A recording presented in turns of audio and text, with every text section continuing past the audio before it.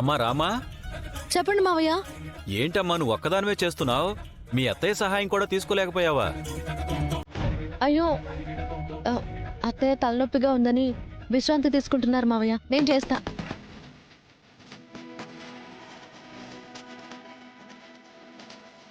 సోఫాలో కూర్చుని బాగానే తింటుంది కదమ్మా. మావయ్య పర్వాలేదు, ఇలాంటి చిన్న చిన్న పనులదేముంది, ఒకదాన్ని చేసేసుకుంటాను. నీ ఇష్టం.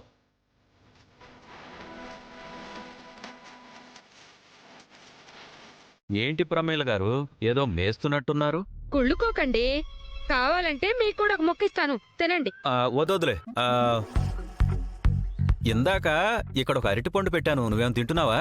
అవునండి, చాలా బాగుంది. మీరు తింటారా? నువ్విప్పుడు తింటున్నది ఎలక కొరికిన అరటిపండే. ఆ పడేద్దామని ఇందాక టీ పై మీద పెట్టాను. ఎలక కొరికిన అరటిపండా? ఛీ!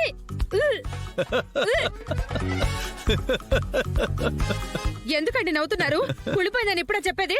అదేం కుళ్ళిపోలేదే, కావాలనే అలా చెప్పాను. మిమ్మల్ని చెప్తానుండండి. లేకపోతే ఏంటి, కోడలొక్కతే కష్టపడుతుంటే నువ్వు అరటిపండు తింటూ కూర్చుంటావా? సహాయం చేయొచ్చు కదా. అవసరం లేదులేండి, తను చేసుకుంటుందిలే.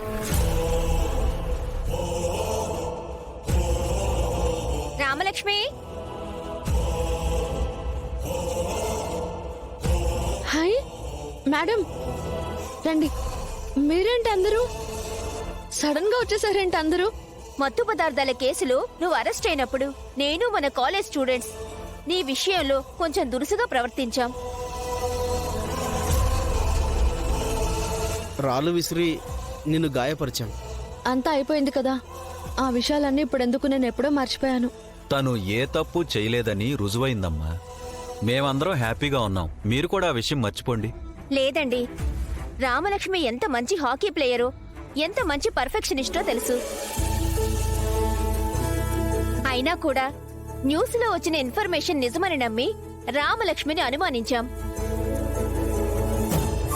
ఇన్ని రోజులు మాతో కలిసి చదివామన్న విషయం మర్చిపోయి మేమంతా తొందరపడ్డాం రామలక్ష్మి. తను మాతో చదువుకున్న దానికంటే మేమే తనతో చదువుకున్నంత స్థాయికి తను వెళ్ళింది.